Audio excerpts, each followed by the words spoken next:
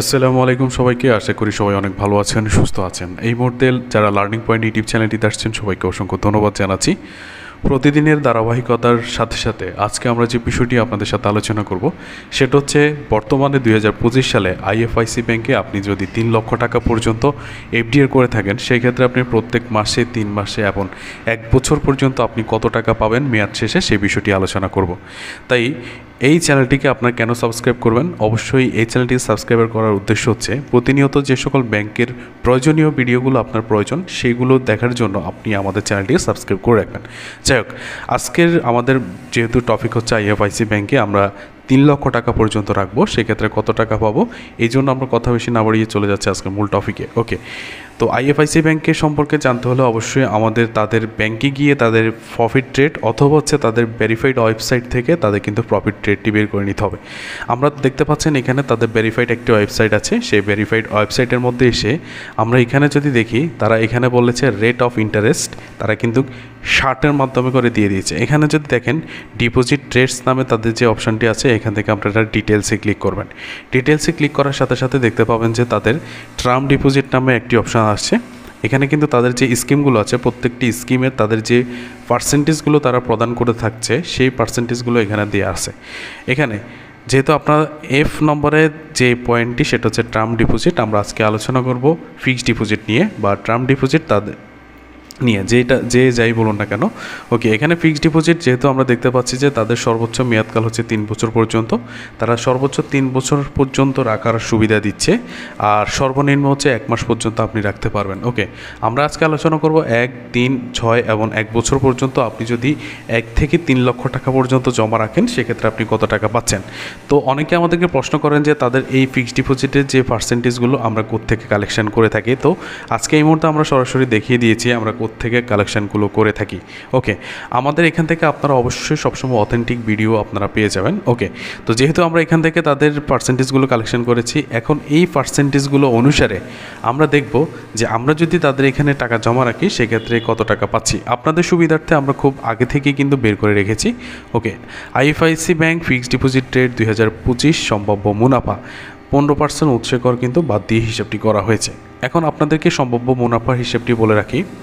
সম্ভাব্য মুনাফা মানে হচ্ছে এখানে যে আমরা পার্সেন্টেজগুলো দিয়ে প্রফিটগুলো বের করে রেখেছি, এগুলো কিন্তু ব্যাংকের পার্সেন্টেজ যখন পরিবর্তন হয়ে যাবে তখন কিন্তু আমাদের এই যে মুনাফাগুলো আছে এই মুনাফাগুলোর সাথে কিন্তু অ্যাডজাস্ট হবে না। সেই ক্ষেত্রে তখন আপনারা যখন ভিডিওগুলো দেখবেন তখন আমাদেরকে বলতে পারেন আপনি যে প্রফিটগুলো দেখিয়েছেন প্রফিটের সাথে মিলছে না। তবে আপনাদের যারা সময়ে আমাদের ভিডিওগুলো দেখবেন তাদেরকে বলবো অবশ্যই প্রতিনিয়ত আপডেট সম্পর্কে আপনারা অবশ্যই চোখ কান খোলা রাখবেন আর আপডেট জেনে নিয়ে তারপরে আপনারা ভিডিও দেখবেন। ওকে, যেহেতু এই মুহূর্তে আপনারা আজকে ভিডিওটি দেখছেন 2025 সালে ভিডিওটি, সেই ক্ষেত্রে আমরা 1 লক্ষ টাকা যদি আমরা সর্বোচ্চ 1 বছর পর্যন্ত জমা রাখি কত টাকা পাচ্ছি আপনাদেরকে দেখাচ্ছি।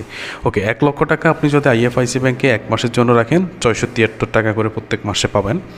1 লক্ষ টাকা 3 মাসের জন্য জমা রাখলে আপনি প্রত্যেক 3 মাস অন্তর 2231 টাকা পাবেন। 6 মাসের জন্য রাখলে 4463 টাকা, 1 বছরের জন্য রাখলে 8925 টাকা। 2 লক্ষ টাকা আপনি যদি 1 মাসের জন্য রাখেন 1345 টাকা, 3 মাসের জন্য রাখলে 4463 টাকা, 2 লক্ষ টাকা 6 মাসের জন্য রাখলে 8925 টাকা এবং 1 বছরের জন্য রাখলে 17850 টাকা। 3 লক্ষ টাকা আপনি যদি 1 মাসের জন্য জমা রাখেন 2019 টাকা পাবেন প্রতি মাসে। 3 মাসের জন্য জমা রাখলে 6693 টাকা প্রত্যেক 3 মাস অন্তর পাবেন। 6 মাসের জন্য জমা রাখলে 13388 টাকা প্রত্যেক 6 মাস অন্তর পাবেন। আর 1 বছরের জন্য জমা রাখলে সেটা হচ্ছে 3 লক্ষ টাকা, 1 বছর পরে আপনি পাবেন 26775 টাকা। এখন আপনাদেরকে এখান থেকে একটা ক্যালকুলেশন আমরা করে দেখাবো, কারণ অনেকে আমাদেরকে বলেন আমি এই ক্যালকুলেশন কিভাবে করেছি এবং এই ক্যালকুলেশনটি সঠিক কিনা। ওকে, তো সেই ক্ষেত্রে আমরা গুগল ক্যালকুলেটরটি ব্যবহার করব। আপনি চাইলে আপনার মোবাইল ফোন দিয়ে এই সিস্টেমটি ব্যবহার করতে পারেন। প্রথমত আমাদের অ্যামাউন্ট হচ্ছে 1 লক্ষ টাকা। আমরা যদি এই 1 লক্ষ টাকার উপরে প্রথমে আমাদের যেহেতু 3 মাসেরটা বের করব আমরা, তো 3 মাসেরটা বের করার জন্য 1 লক্ষ টাকা ইন্টু আমাদের পার্সেন্ট হচ্ছে 10.8 5% ওকে, আমরা পার্সেন্ট দিব।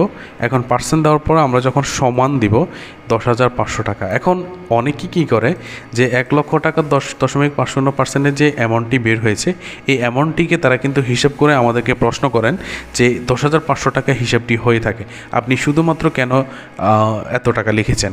তো এখানে আমি আপনাদের বলি, এখানে যে 1 লক্ষ টাকার বিপরীতে 10.50% প্রফিট দিচ্ছে, এটা হচ্ছে আমার 1 বছরের মুনাফা। এই 1 বছরের মুনাফা থেকে আমাকে বের করে নিতে হবে, এখানে বাঘ দিব, বাঘ দিয়ে 12 দিব। তাহলে এখানে যেটা বের হয়েছে আমার, এটা হচ্ছে প্রতি মাসের মুনাফা।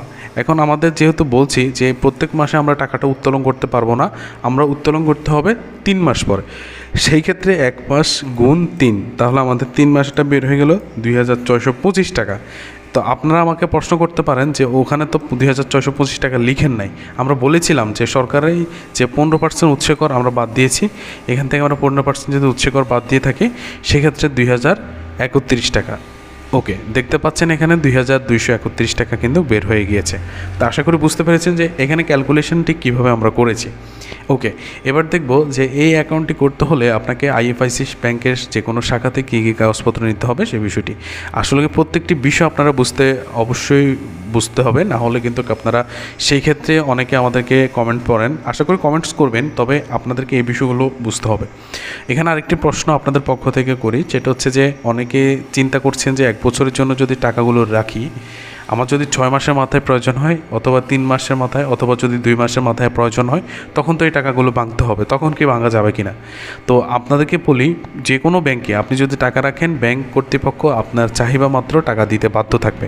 সেই ক্ষেত্রে আপনাদেরকে বলবো যে আপনি যদি 1 বছরের জন্য টাকাগুলো জমা রাখেন, সেক্ষেত্রে আপনার যখন প্রয়োজন হবে আপনি টাকাগুলো ভাঙতে পারবেন। তবে একটি প্রশ্ন হচ্ছে এটা, যেহেতু আপনি ব্যাংকের সাথে একটা চুক্তিবদ্ধ যে 1 বছর পরে আপনি টাকাগুলো ভাঙবেন বা 1 বছর পরে আপনি লাভগুলো নেবেন, সেই ক্ষেত্রে যেহেতু চুক্তি রয়েছে, সেক্ষেত্রে আপনি 1 বছর পরে ভাঙলে আপনি লাভ পাবেন, আর যদি এর পূর্বে যদি ভাঙেন তাহলে সেক্ষেত্রে কোনো লাভ পাবেন না। এটাই হচ্ছে যে বিষয় সেটা।